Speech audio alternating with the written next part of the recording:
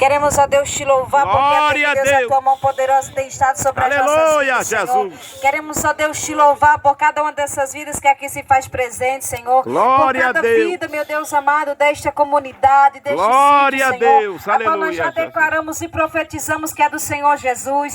Aqui, Deus, está Glória o teu a povo Deus. reunido no teu santo nome, Deus. Aleluia. E a tua palavra nos diz, Senhor, que onde estiver 2 ou 3 reunidos no teu nome, Glória a ali Deus. presente, Pai querido. Nós convidamos, Espírito Santo de Deus, a tua presença a se Aleluia. fazer no nosso meio. Aí está, Deus amado, na direção, Deus, dessa marcha, Pai. Que cada passo, Deus, que nós vamos dar, Deus, que seja como um ato profético, a qual nós estaremos declarando, Senhor, que essa comunidade é do Senhor Jesus. Glória e a a tua palavra nos diz que o que ligarmos na terra, assim será também ligado nos céus. E nós declaramos com uma só voz e profetizamos. Aleluia, que esta comunidade, Senhor, que essa terra, que as famílias deste lugar é do Senhor Jesus. Aleluia, E a igreja que crê, aplaude e glorifica ao Senhor.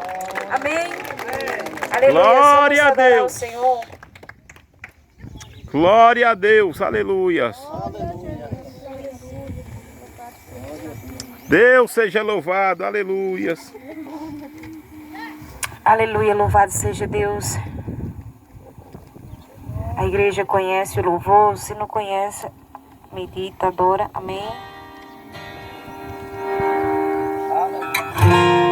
Aleluias. Convide a presença do Espírito Santo a se fazer no nosso meio. Aleluias.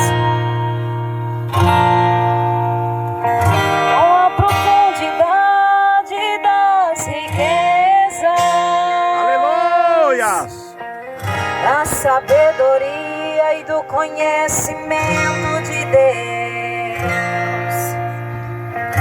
Quão insondáveis são seus juízos, quão impenetráveis os seus